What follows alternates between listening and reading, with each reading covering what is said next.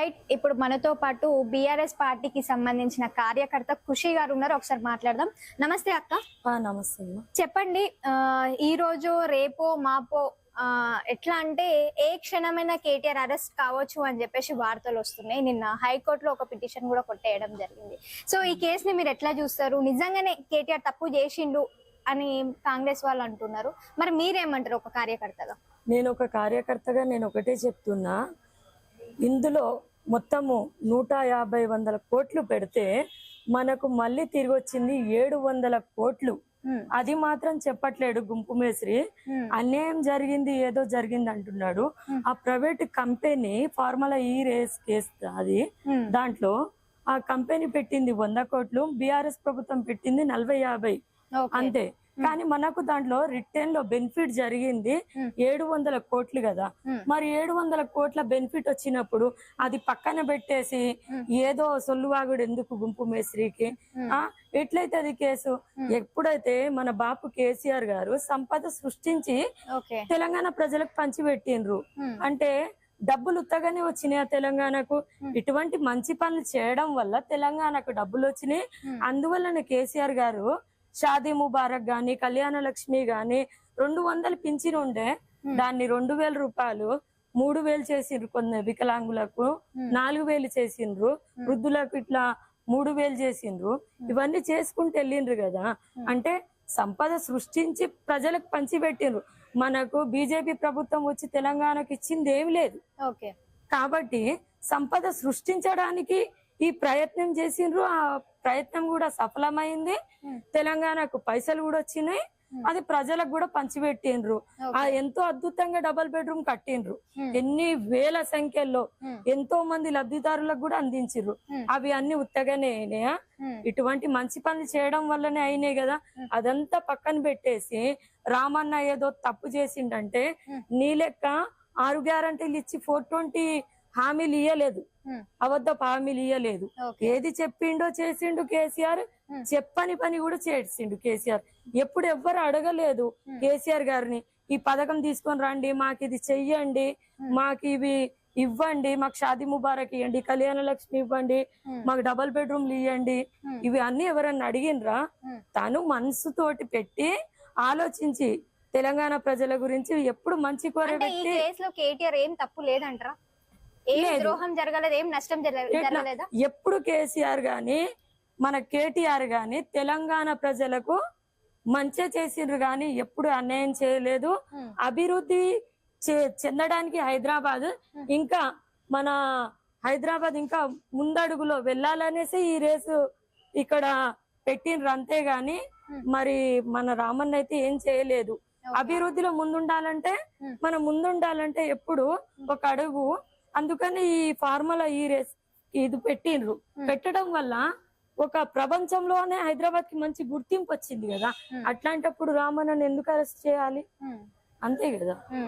So ఇంకొకటి చాలా వరకు వార్తలు ఏమి వస్తున్నాయి అంటే గతంలో రేవంత్ రెడ్డి కూతురు పెళ్లి టైంలో రేవంత్ రెడ్డిని అరెస్ట్ చేయడం జరిగింది. సో కేటీఆర్ ని ఒక్క రోజైనా గానీ జైల్లో పెట్టాలి అనే ఆలోచనలో కాంగ్రెస్ గవర్నమెంట్ ఉంది అని అనుకోవచ్చా? నేను ఒకటి చెప్పనా, అంటే రివెంజ్ కాదు, పట్ట పగలు మిట్ట మధ్యాహ్నం నోట్ల కట్టలతోటి బ్యాగ్ తోటి దొరికిన దొంగ రేవంత్ రెడ్డి. అటువంటి వ్యక్తిని పెట్టడంలో తప్పేమున్నది? తప్పు లేదు కదా. అది దేశం చూసింది, ప్రజలు చూసిండ్రు, తెలంగాణ చూసింది, అంత సమాజం చూసింది కాబట్టి లోపల పెట్టిండ్రు. ఆయనకి తీసుకొని పోయి అన్యాయంగా అయితే లోపల పెట్టలేదు. అది పెళ్లి సందర్భమో ఏ సందర్భమో మాకైతే తెలియదు కానీ ఆయన తప్పు చేసిండు కాబట్టి పెట్టిండ్రు. కానీ అదే అనుకోవచ్చు కదా, కేటీఆర్ తప్పు చేసిండు అరెస్ట్ చేస్తున్నారు అనుకోవచ్చు. రామన్న ఎప్పుడు తప్పు చేయడు. ఎందుకు అని అంటే తెలంగాణ ప్రజలకు ఎప్పుడు వాళ్ళ కుటుంబం అనేది ఉద్యమం చేసి తెలంగాణ సాధించింది. అటువంటప్పుడు రామన్న తెలంగాణ ప్రజలకు మంచి చేయాలని చూస్తాడు గాని ఎప్పుడైతే తెలంగాణ ప్రజలను కడుపులో పెట్టుకుని కన్న బిడ్డలాగా చూసుకున్నది బీఆర్ఎస్ పార్టీ. అటువంటిప్పుడు రామన్ ఎందుకు తప్పు చేస్తాడు? చేయడు. ఎందుకంటే 150 కోట్లు పెడితే 700 కోట్ల లాభం వచ్చింది. లాభం వచ్చినప్పుడు తెలంగాణలో ఎన్నో పథకాలు అమలు చేసిండ్రు కదా.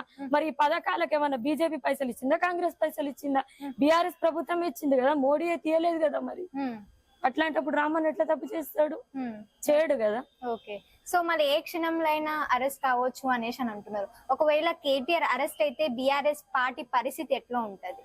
మాకైతే నమ్మకం ఉన్నది రామన్న అరెస్ట్ కాడు అనేసి, కోర్టు పైన కూడా మంచి నమ్మకం ఉన్నది. అన్న పిటిషన్ కూడా దాఖలు చేసిండు. కాబట్టి మేము మంచిగా ఎదురు చూస్తున్నాము. అటువంటిదైతే జరిగితే తెలంగాణలో ఉన్న ప్రతి ఒక్క తెలంగాణ పౌరుడు చూస్తూ ఊరుకోడు.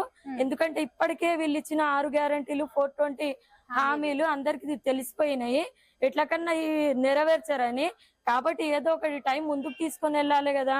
ఈ టైం ఎట్లా గడవాలి అనేసి ఈ కాంగ్రెస్ ప్రభుత్వం వచ్చినప్పటి నుండి ఈ సంవత్సరం లోపల కార్యకర్తలనే కావచ్చు, నాయకులనే కావచ్చు, సోషల్ మీడియా వారియర్స్ నే కావచ్చు, ఎమ్మెల్యేలనే కావచ్చు, అందరినీ ఒక్క రోజుకైనా జైల్లో ఉంచాలనేసి కక్ష కడుపులో పెట్టుకొని రాజకీయం చేస్తాండు గాని తన సొంత లబ్ధి కోసం గుంపు మేస్త్రి తెలంగాణ ప్రజల కోసం అయితే కాదు. అంటే ఇప్పటి వరకు రేవంత్ రెడ్డి వచ్చి సంవత్సరం అయిపోయింది, ఇప్పటి వరకు తెలంగాణ ప్రజలకు ఏం చేయలేడు అంటారా? మరి ఒక్క బస్సు ఫ్రీ పెట్టిండు. ఆ బస్సు ఫ్రీ పెట్టడం వల్ల ఏం లాభం అమ్మ?